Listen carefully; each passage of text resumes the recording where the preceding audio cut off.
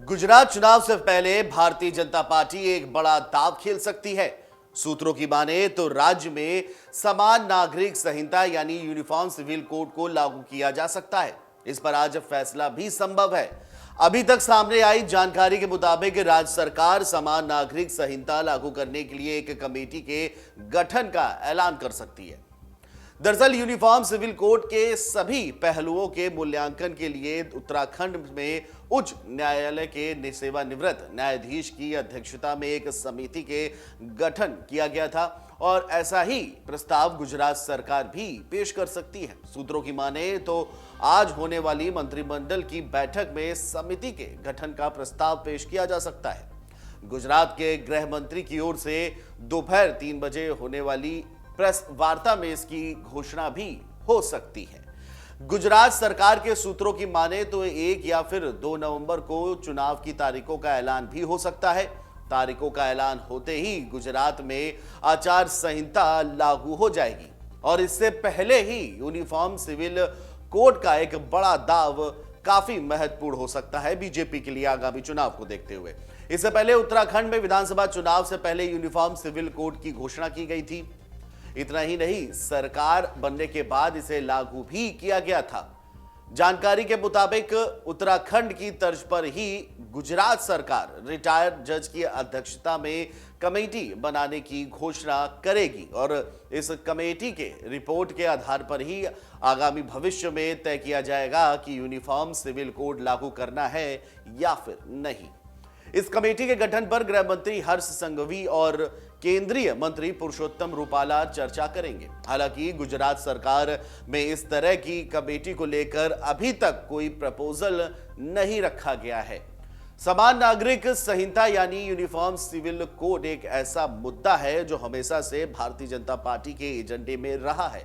1989 के लोकसभा चुनाव में पहली बार बीजेपी ने अपने घोषणा पत्र में समान नागरिक संहिता का मुद्दा शामिल किया था। 2019 के लोकसभा चुनाव में घोषणा पत्र में भी बीजेपी ने समान नागरिक संहिता को शामिल किया था। बीजेपी का यह मानना है कि जब तक समान नागरिक संहिता को अपनाया नहीं जाता तब तक लैंगिक समानता नहीं आ सकती है।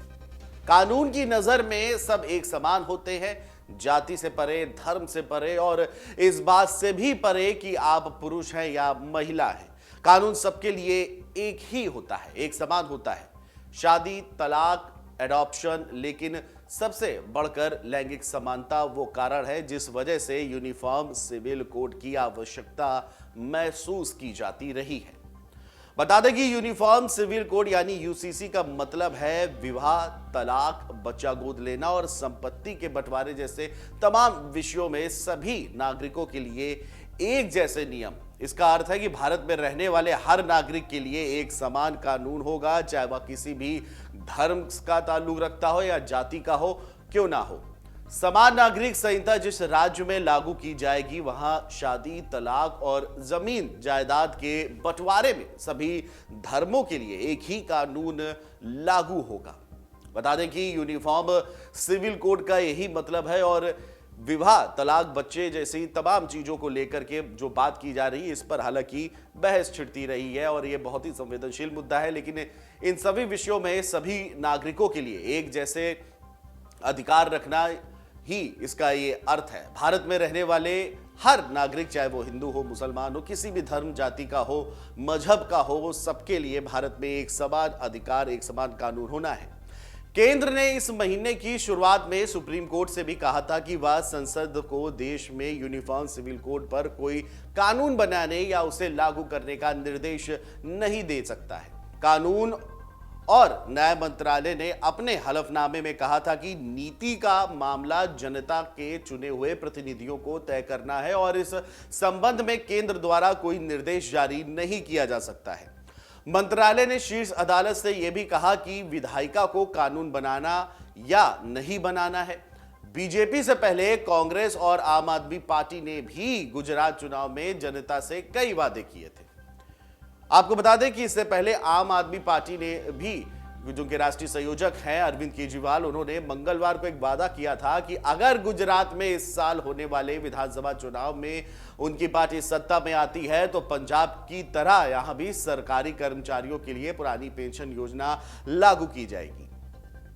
केजरीवाल ने कहा था कि पंजाब के मुख्यमंत्री भगवंत मान ने आप शासित राज्य यानी पंजाब में पुरानी पेंशन योजना ओपीएस को लागू करने पर विचार करने के लिए एक आदेश भी जारी किया है। केजरीवाल ने यह भी कहा था कि गुजरात में बड़ी संख्या में सरकारी कर्मचारी सड़कों पर हैं।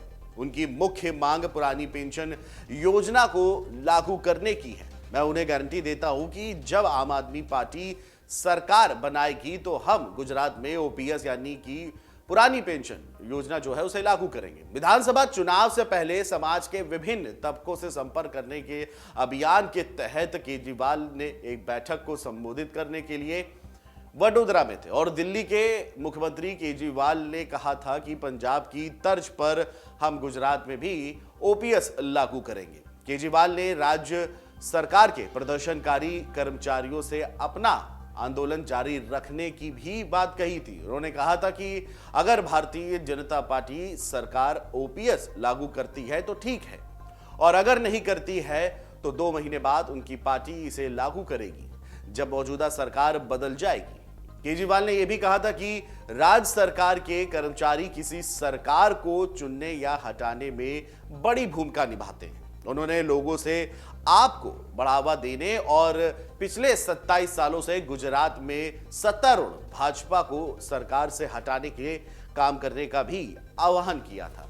तो आपको बता दें, जिस तरह से भाजपा से पहले कांग्रेस और आम आदमी पार्टी गुजरात विधानसभा चुनाव में ओपीएस यानी कि पुरानी पेंशन योजना का मुद्दा उठा रही है, उसी तरह अब बीजेपी ने भी एक बड़ा दाव चढ़ा है यूसीसी यानी यूनिफॉर्म सिविल कोड को लेकर के। आज होने वाली मंत्री बैठक में अगर प्रस्ताव पास होता है तो चुनाव की तारीखों से पहले बीजेपी यूसीसी यानी यूनिफॉर्म सिविल कोड की बात करके एक बड़ा दाव खेल करके इस चुनाव में और गहमागहमी कर सकती है। डाउनलोड करें अमर उजाला ऐप और पाएं खबरें लगातार। अगर आप ये वीडियो YouTube पर देख रहे हैं तो हमारे चैनल को सब्सक्राइब करें और बेल आइकन को दबाना ना भूलें। अगर आप Facebook पर ये वीडियो देख रहे हैं तो हमारे पेज को लाइक करें।